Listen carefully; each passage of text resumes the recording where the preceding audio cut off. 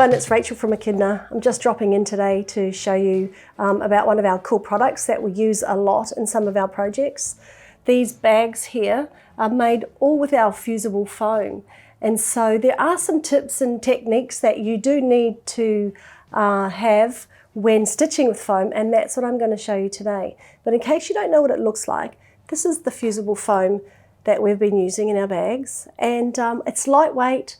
You can wash it, but it's also slightly padded, which is how we get this quilted look here. You can see that it's popping out, and that actually is protecting the contents in the bags. So one of the first things I wanted to share with you, and I've got my trusty little sample here, is that you can use fusible foam with your regular foot. But I'm just going to show you, if you look in here in the video, that the foot actually starts to push the fabric. And this is why you would actually use a walking foot when stitching with fusible foam. Let me stitch that now.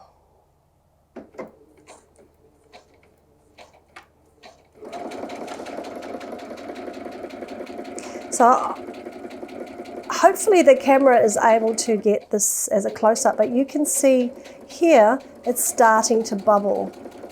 And that is actually why you would use a walking foot or an even feed foot when stitching with the foam.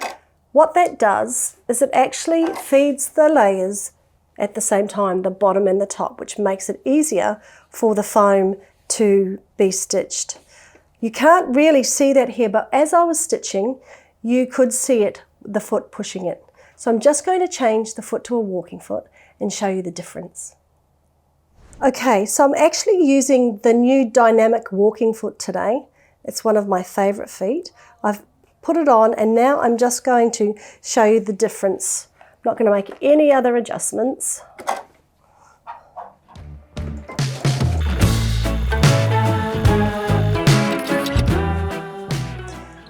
Not only did it feed a lot easier because all layers were going through at the same time, but it also was a lot smoother, and that probably shows you front and back there.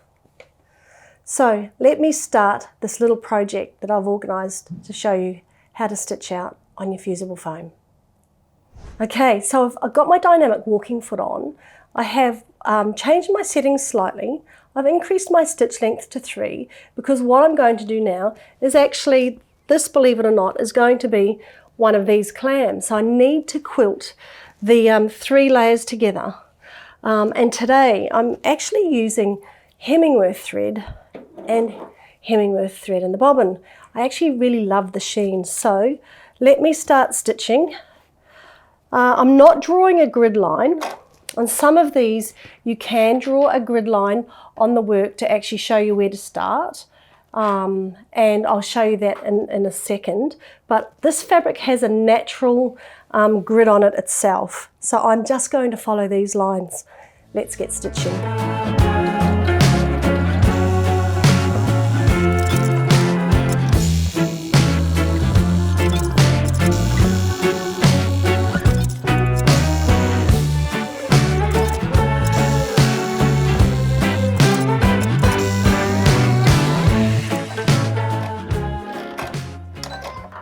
I'm halfway through quilting my piece of fabric, and it's actually coming up beautifully. On the back, there's no white pop through, so the Hemingworth thread is quilting nicely. And also these natural grid lines are making it easy for me to stitch. So I'm going to keep going and starting in the middle again and quilting the rest of this for my clamshell backing.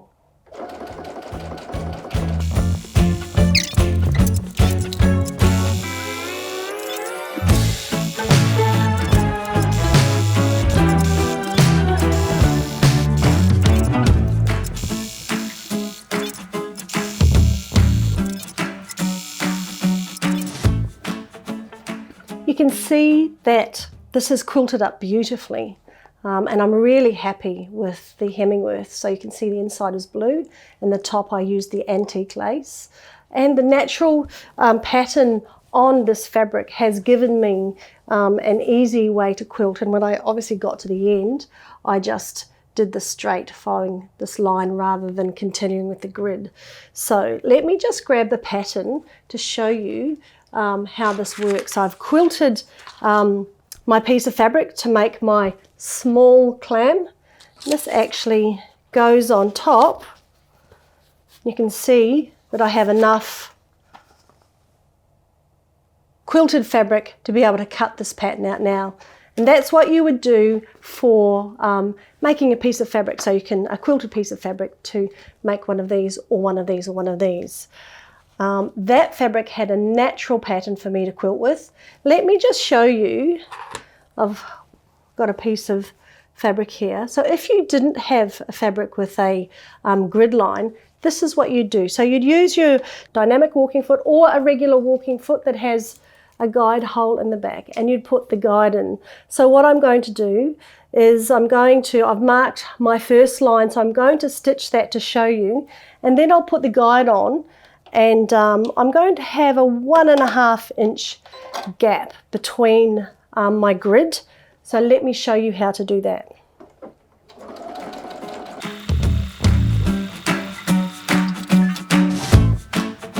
So I've stitched my first line. Rather than drawing lots of lines, I'm actually going to put this guide into the back of the foot,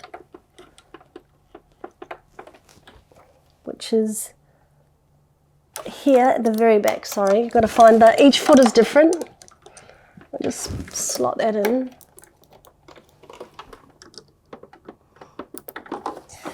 And I'm going to get my ruler, my grid ruler, from the needle. I'm going to push this to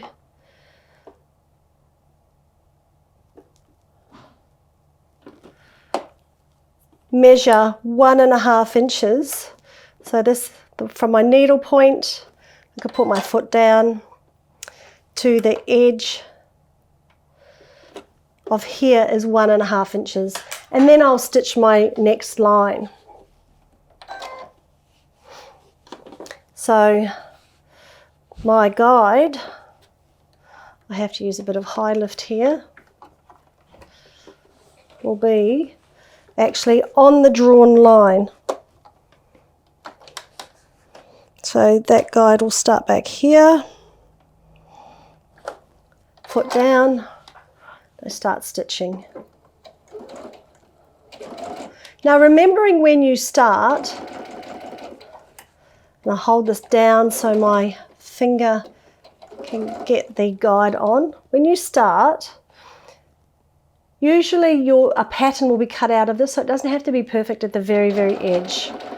And you can see this guide here is following this line, and that gives me my perfect grid pattern. I'll come to here, I'll stop, go back, the next one, start again, and so on. And that's how you'd stitch out your grid. What you would do is you would draw your next line this way so that you've got the grid going this way. Hope you've got some tips from today. Don't forget to increase your stitch length, to change to an even feed foot or a walking foot, because that will make stitching the fusible foam easier, and have fun stitching.